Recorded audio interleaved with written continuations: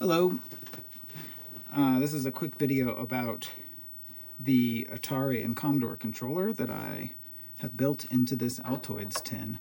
I have it taken apart right now, so I'm going to talk about it and put it back together so you can see it.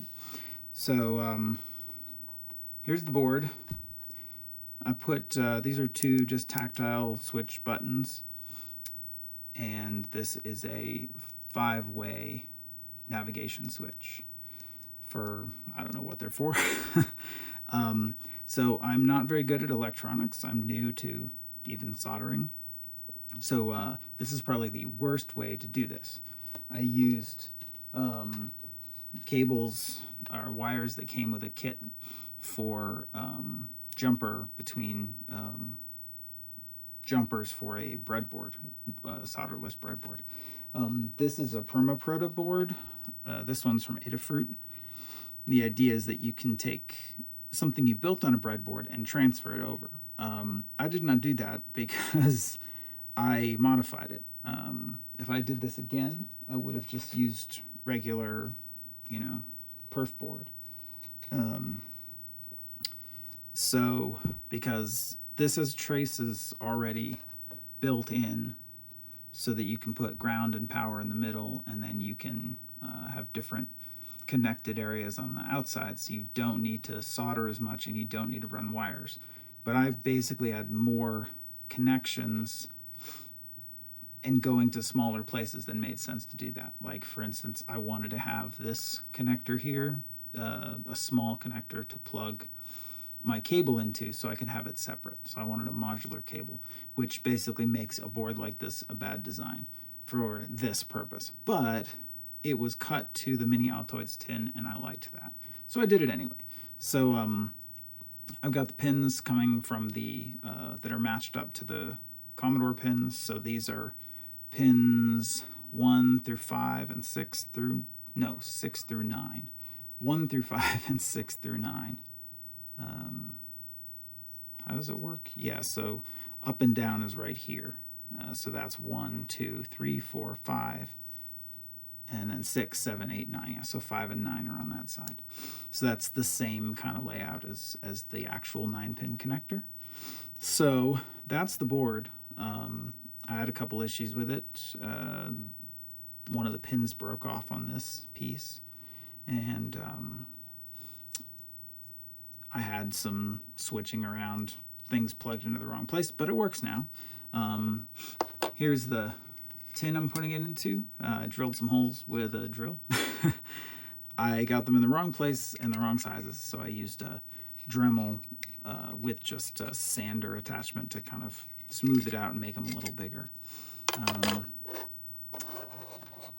So I'll put it back together. So I just put some cardboard. I decided not to use screws just because I didn't have anything on hand that would work well, and this seems to do the job well enough. So I currently have this mapped so that the 4 buttons, and I dropped a button, the 4 directions up, I also have mapped to this button. So for Atari and Commodore games, that usually you push up to jump, so I've got that so this one jumps. That's fire. Pushing down on this, because it's a 5-way, also is fire.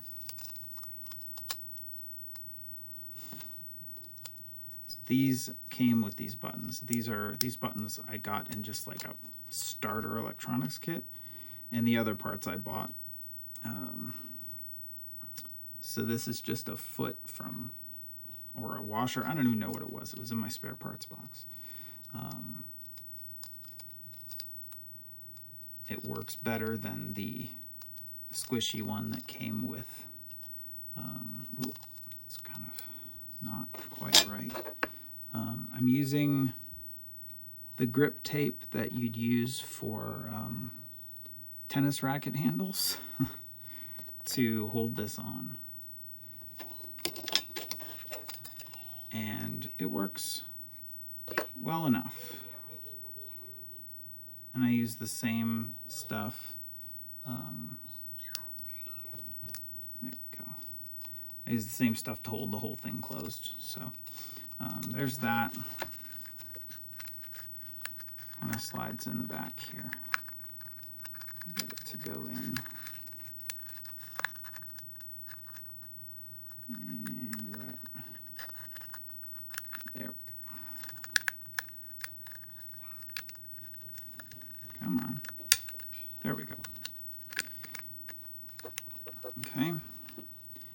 And here's more of that grip tape. See if I can get it folded over so it doesn't stick out the side. Like that. And then push it down. And then these are a little off. There we go.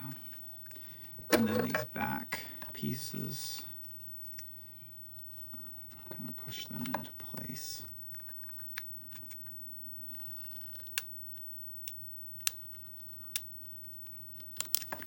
Get a proper tool. There we go. That's good. So there it is. That other button is somewhere here. There it is.